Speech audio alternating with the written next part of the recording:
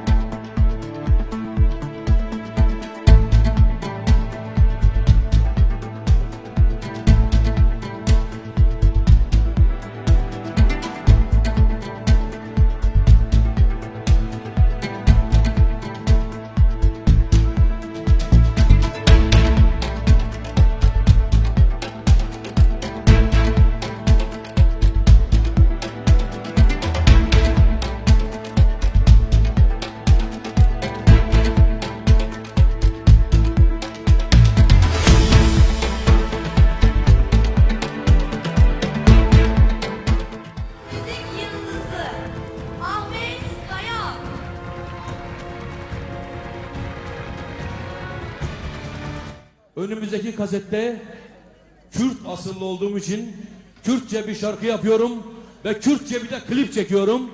Ve bu klibi yayınlayacak yürekli insanların olduğunu da biliyorum.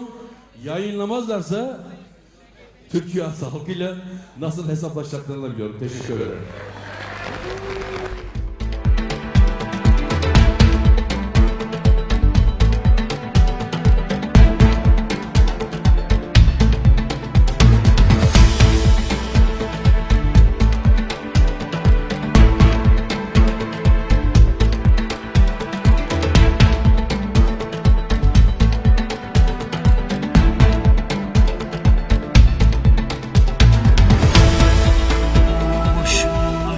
Felaket 40 yıldır sefalette bu Ahmet. Kefenimi alın dikin bir zahmet.